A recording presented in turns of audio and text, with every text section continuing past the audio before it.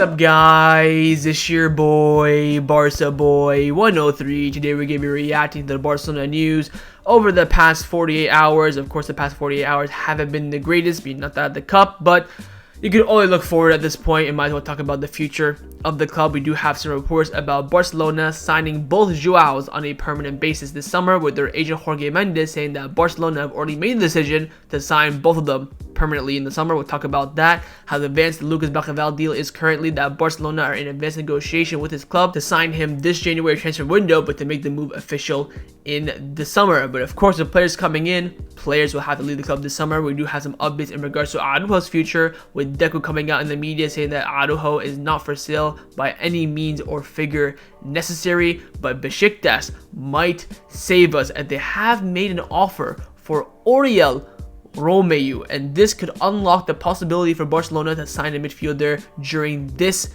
January transfer window. We also have some big injury updates on Alejandro, Balde, and Marc Stegen, and finally some big news in regards to Puma and Nike and who will be Barcelona's kit sponsor for next season. But before we get into it, make sure you guys smash that like button down below. Let's try to get the 200 likes in this video. Be very much appreciated. Also, if you're new, make sure you subscribe down below if you haven't already, and let's get into it. Now, before we get into the video, this video is sponsored by LU Soccer. LU Soccer is one of the most versatile replica jersey websites on the market. They have a variety of different items from different clubs, from CONCACAF, Serie A, Bundesliga, Ligue 1. They have a jersey from any country, any league, basically in the world, and of course they do have some Barcelona merchandise. I do have here two items they have sent me, which I think is absolutely fantastic. One is this limited edition black kit. I believe this was a concept. It looks absolutely beautiful. Of course, it has the Spotify logo there, and also this one is what caught my eye the most. It is this kind of retro. It has the first ever badge for Barcelona in the middle there as well. It looks so sick, and they have different options very similar to this one for all different clubs and country. So what are you waiting for? Hit the top link in the description down below and check out LU Soccer today for the best prices and also the best quality. Let's start off with the transfer news over the past 48 hours, and the most advanced deal for Barcelona currently is the signing of the Swedish wonder kid in Lucas Bergvall. This is coming in for Fabrizio Romano. He's come out saying that Barcelona plan to keep advancing on the Lucas Bergvall deal. New round of talks have been scheduled for the Swedish talent midfielder. Key days ahead to make a final decision. Barcelona's proposal is valid for a summer move, not for January. We could maybe see a last second thing where Barcelona buy him for January, then loan him back immediately. That still could be an option, but again, we are planning for the summer arrival of Lucas Bergvall. Also, reports in Italy are confirming this as well, saying that Barcelona is in advanced negotiations with the Garden for Lucas Bergvall. The blog on the side is Bergvall's preferred destination. The latest contacts in the last few hours have been very positive. And finally, Fernando Polo and Roger from Mundo Deportivo came out saying that Catalan is pressing Lucas Bergvall to accept Eintracht Frankfurt's offer, as they're willing to offer 10 million euros, but Barcelona's offer still only stands at 6 million euros, again as a total package, but the player has made it clear that he only wants to join Barcelona. Now, this for me is interesting. I thought because initially we were going to increase the offer to get somewhere kind of close to Eintracht Frankfurt and make the Garden a bit more favorable to accept our deal. But now apparently with Lucas Bergvall really pushing for Barcelona, the Eintracht Frankfurt offer doesn't really matter. Again, Frankfurt are also pushing for Bergvall. They're offering him a place in the squad now, in the starting lineup, all these things, but he'd rather come to Barcelona, of course, because we have that pull. Again, the plan for him would be to join the summer, potentially maybe do a preseason with the first team, but again, spend most of his time with Barca Athletic, train with the first team, and then of course you can see if he can progress after that. Of course, that was the same plan with Noah Darvik at the beginning of last summer, but I don't think he's even trained with the first team this season. I think maybe only a couple times. I don't even think he's been in the squad list. I don't think, maybe for the American trip when we went to Dallas. Apart from that, I don't really see remember Darvik being in the squad list. But again, with Bergvall, that is the long-term plan for the player. Again, Barcelona pushing heavily for him.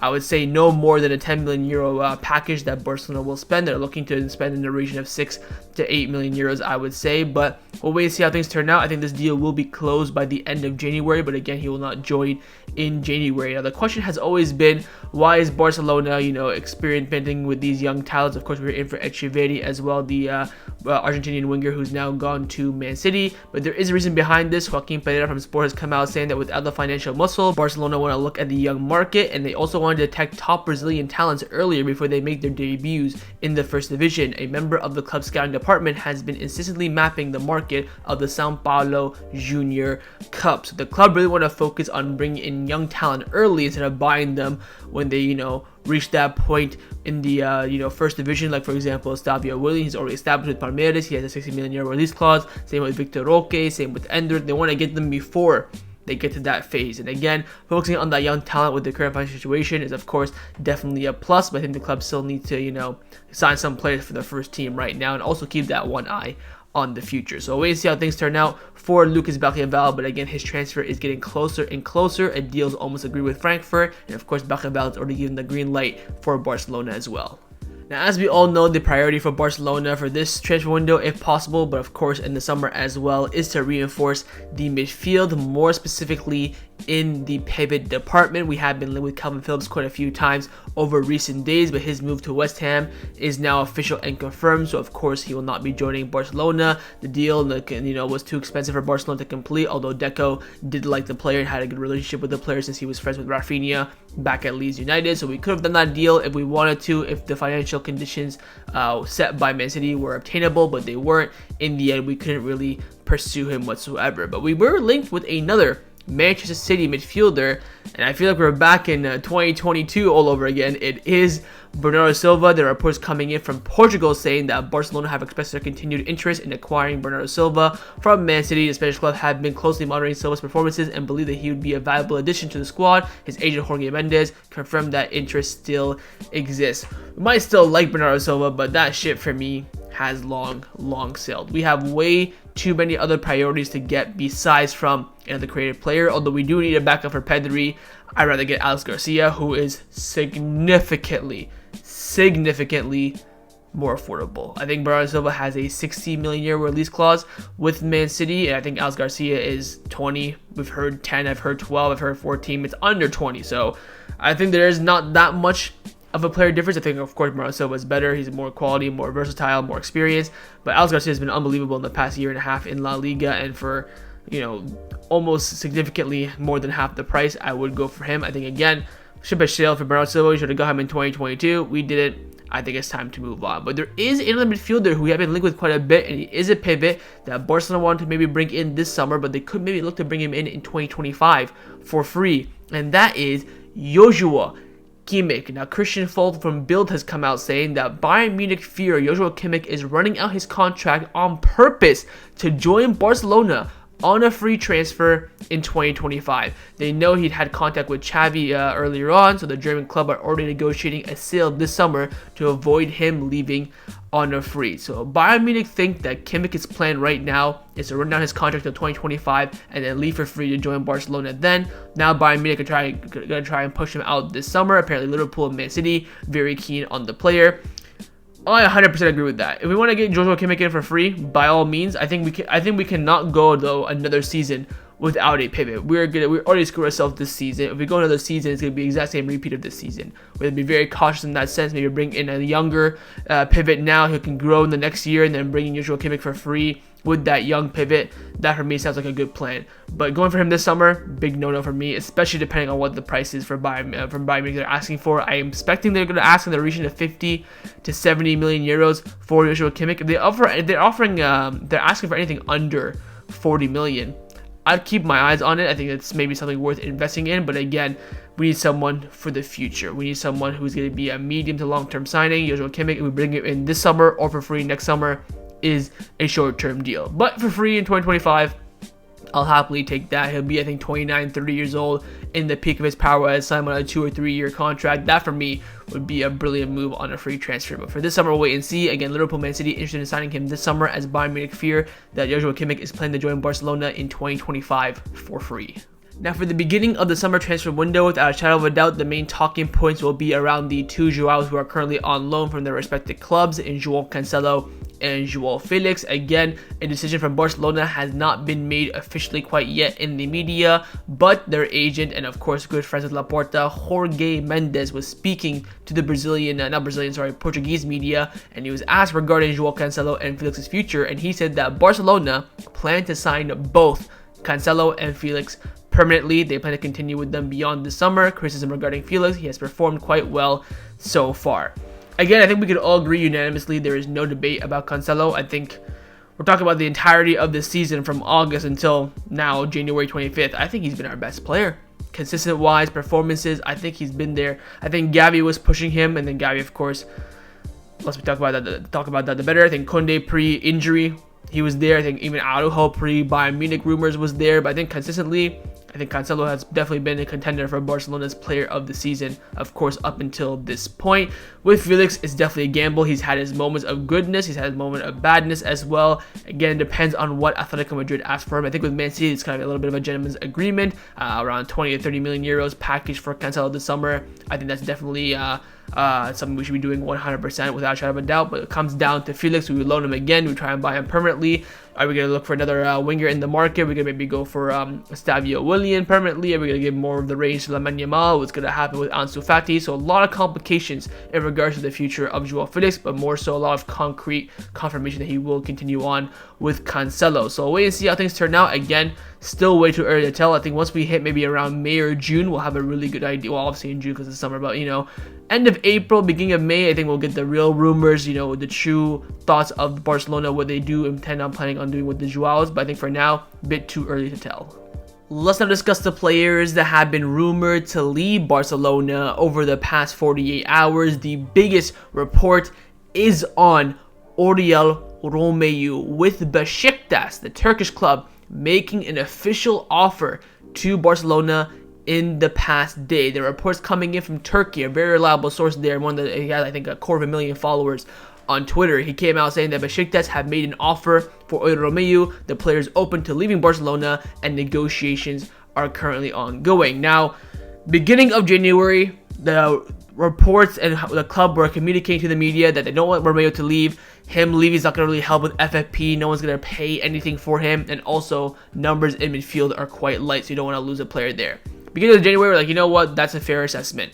We're now end of January. Romeu has not provided not only no numbers, he does not come on and play at all whatsoever. He played a little bit in the cup against Barbastro and Unionices, but we're out of the cup now. We're going to have big games week in, week out, every weekend, where he's going to get absolutely 0 to no minutes. And again, with the offer from Beşiktaş, that's the most important thing. Are they offering a permanent transfer? Are they offering a loan? That remains to be seen. I think if they're offering anything on a permanent basis whatsoever, we'll take him for free, cover his salary, we'll give you $1 million transfer fee plus $1 million variables, you bite their hand off. You do not lose this opportunity, and also you do lose one headache for the summer, because again, the club I think do want to push out Romeu, and not push him out, but do want to look to move him on in the summer. That's one less problem to think about then. Now, Geraldo Miro, following these reports, came out saying that if Oriol Romeu is sold, Barcelona might try to end the window by signing a midfielder. Again, I think it's very unlikely, but do not rule out a signing quite yet for Barcelona in January. That last 48 hours is going to be crazy. It might be so crazy to the point we end up signing no one, but it might be crazy so much so that we might end up signing someone. Again, the Alex Garcia rumors have quieted down quite a bit since, the beginning of January. I have no idea who we're going to sign. Again, the Lo Celso rumors have completely died down. I have no idea. I think Romeu said that, the club have 1 or 2 midfield options. We hear this a lot, even like Tony Juan Martí, Fernando Polo, Roger Lero, Fernando Martinez. All the club do have a few options they're looking at for the midfield. We have no news about names whatsoever, but this Romeu transfer can unlock everything. We'll wait and see on the details of what Beşiktaş have offered. Again, Beşiktaş decent side in the Turkish division, top 3, top 4. He can get his hair transplant in Turkey, Istanbul, great city. I think Romeu should definitely take this offer. I think the player is definitely going to, open to it. It's just now down to what Beşiktaş offer Barcelona. Xavi better give the green light. Again, he's not playing whatsoever. He's not coming on in games. I think he played the full game against Unionistas and then played 60 minutes against Barbastro. That is it. No appearances against Las Palmas, Osasuna, Madrid. Of course, in the cup against Bilbao last night, nothing whatsoever. If he's coming on last 10 minutes, stuff like that, to lock down the defense in midfield, you can make the argument. But this man has been one of the worst signings I've ever seen in my life, and one of the worst downfalls I've seen. Pre-season Romeu was goated. August Romeu was decent. September Romeu was October, November, December, January Romeu. One of the worst plays I've seen in the Barcelona kit. So we'll wait to see how things turn out. But again, Beşiktaş have made an official offer to sign Romeu this January transfer window, and now the ball is in Barcelona's court to make a decision. The player that has been linked heavily with a move away from Barcelona over the past few months has been Ronald Araujo, and we've now finally had some first words from the club in regards to that Bayern Munich link, and it did come in from Deco. Deco was asked in the media, what are your thoughts on Araujo's possible, Bayern Munich wanting him? Is that a possibility? He said that we are not considering selling Araujo. He is not for sale. He's one of the key players for Barcelona's future. We want him to be happy, and this is shown on a day-to-day basis. There's nothing to talk about regarding this rumor. So Deco, again, completely shutting down these reports. You can view it as two ways. He means it genuinely, or trying to get more money out of Bayern Munich, or trying to help himself with his trying to renew Araujo's contract as well, which is going to be a big factor. I'm quite surprised that we're almost hitting February and there's been no renewal news whatsoever on Frankie de Jong, Gavi, Pedri, Araujo, Inaki Peña, Ansu Fati, Lamine Yamal, Fermin Lopez, all these players that you gotta look at renewals for them. No news whatsoever. The only renewal news we've gotten is Sergi Roberto, who after last night, I think he's set himself in the depths of not getting a renewal at this point. But we'll wait and see with Araujo. Again, it's going to be crazy in the summer, especially that first month in June when a lot of clubs want to get their big transfers over the line for preseason and blah blah blah. That's going to be a big point. Again, Bayern Munich have the money. If they offer us 120 million, 100 million plus maybe even the lit or something like that, we're in serious contention of seeing an Araujo departure. Again, I personally think Araujo will leave just based on my feelings. Again, he's been playing with discomfort recently. He's the captain of the club. He's saying that he loves the club even last night after the Bilbao game, blah blah blah. But I don't know, man. I just have a very bad feeling about this, where I've seen too many times players show love and commitment to Barcelona then end up leaving as soon as one decent offer comes in. So wait and see what happens with Araujo. Hopefully he ends up staying. I think he should be staying, one of the pillars for Barcelona's future without a shadow of a doubt. And again, Deco, the sporting director, has shut down the rumors about Bayern Munich, but again, only time will tell. Let's now discuss some of the injury updates around the first team at Barcelona. Firstly, on last night's match, the only reports we've gotten so far is on Alejandro Balde. Nothing on Hector Fort, or maybe Araujo, or maybe other players who played quite a few times. I'll probably hear the rumors today in the morning, which I'll talk about in tomorrow's match preview for the Villarreal game on the weekend. But for Balde, he'll be out for around 4 to 6 weeks. Again, he did do his hamstring, so that's a typical standard time frame. So we're probably not going to see Balde until end of February, beginning of March. Now, there is an international break in March as well, so you might not even see him until end of March, beginning of April. It is a massive blow for Barcelona, but again, we'll hopefully see some more minutes of Hector Fort playing well. Might unfortunately have to see some Sergi Roberto at fullback. We'll see Cancelo probably at left back a lot going forward this season as well, so hopefully he can stay fit. But this is a big blow for Barcelona. I think Balde in the past month has improved. I think again his crossing has been, don't even want to talk about that, but I think his overall play defensively and going forward ability has improved since his poor start to the season. He got some continuity at left back, and he's, I think, growing into it. It sucks that he got this annoying injury, so to speak. I don't think it'll be anything serious. He is very young, so he should be recovering from this injury, no problem. Hopefully no relapses. But again, we probably won't see Balde until best case scenario end of February, and then worst case scenario beginning of March, maybe even after that international break in March. But in regards to some more positive news on injury updates, I think one of the players we need desperately back from injury, apart from Gavi, is Marc Ter Stegen, and he was at the gala at Mundo Deportivo when he received the award for the best player of last season, the MVP. He was asked about his fitness and all that thing. He said, I have good feelings. I've already returned to the field to train more. I think in maybe 2 weeks or so, I can be ready. I suffered much more by not playing. I'm very happy with the victory against Betis, of course, as it took place on Tuesday. Of course, 2 days after the Betis game. Following the quotes from Ter Stegen, we got the reports from Raccoon saying that Marc Ter Stegen is already doing goalkeeper training. The idea is to increase the intensity next week to see how he responds, so he can be 100% ready for the match in the Champions League against Napoli. I believe the game before that we play Alaves or Granada in La Liga, so hopefully he can play that game. I really want Ter Stegen first game back in the Napoli game. Hopefully he plays one game before, but bloody hell do we need him back. I mean, Inaki Peña has cost us 4 out of the last 5 goals we've conceded by himself. He's been woeful since coming in. He made a decent save last night, decent save against the Pies free kick against Atletico Madrid. That is it. He has been detrimentally poor, especially in coming off his line, and even I think a bit of his confidence, passing off from the back, communication as a goalkeeper.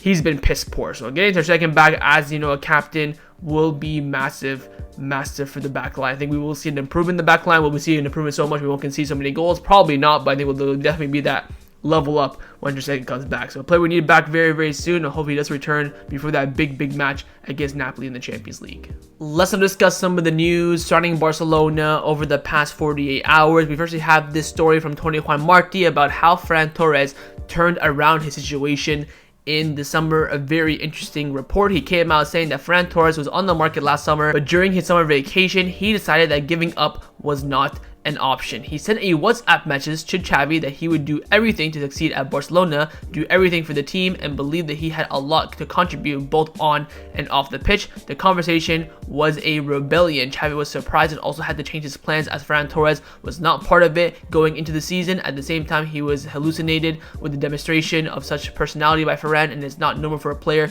to rebel like that. The message also touched Xavi, and he realized that Ferran's commitment was there, but also the skeptical at that time if it would be reflected on the pitch. The coaches say that from the first day of preseason, Ferran has been exemplary with his performances and attitude, and he's also one of the most respected people in the dressing room. So Ferran Torres with the big cojones, the message Xavi saying, "I'm going to prove you wrong," and Xavi was quite surprised by that message.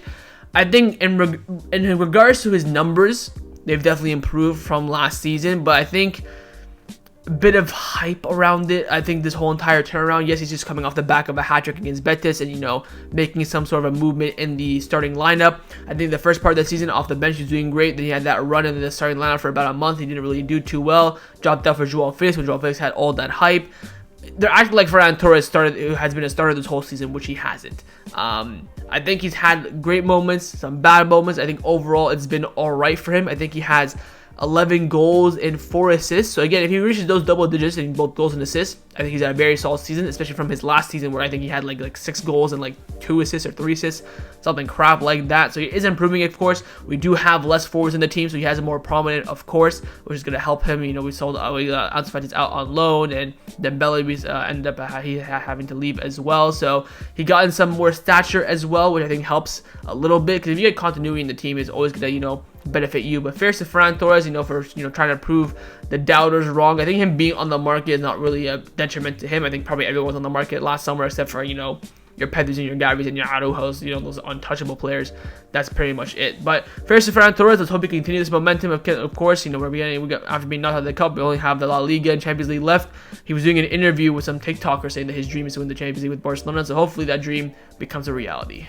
Now, the final topic that I want to discuss before I end off this video is in regards to Barcelona's kit sponsor situation for next season, as again, the relationship with Nike isn't the best and Barcelona are exploring their options. But one option that hasn't ruled out is New Balance. There are reports coming in saying that New Balance has been ruled out as a potential new sponsor for Barcelona's kit for the 24-25 season. Puma is still the only genuine option on the table. Following this report, Raccoon have come out saying that legal services of Barcelona are studying whether it is possible to break the agreement with Nike and sign with another brand for the next season. Puma is a serious option, but Nike have not thrown in the towel yet.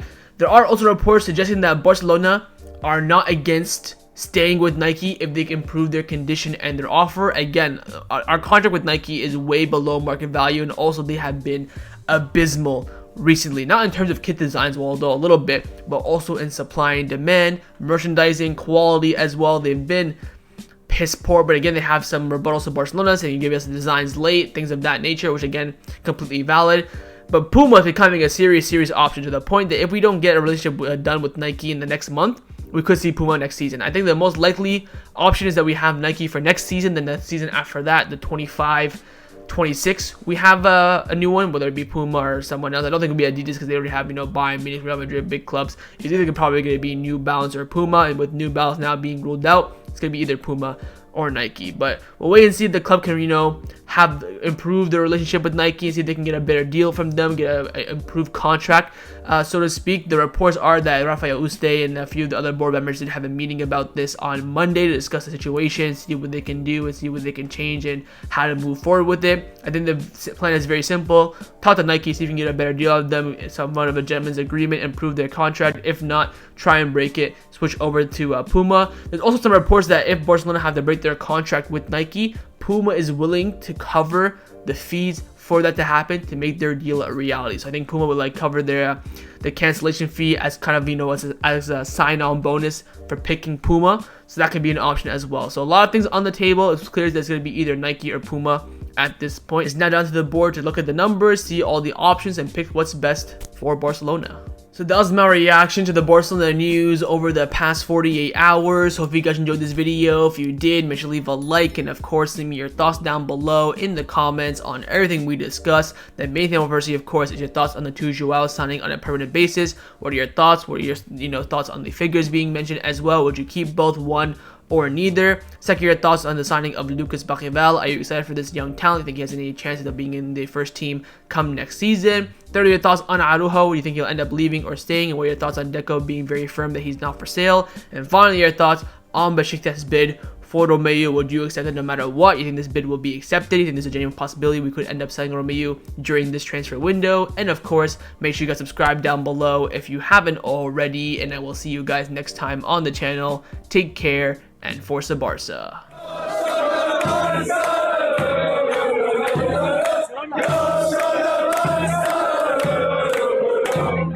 Yeah.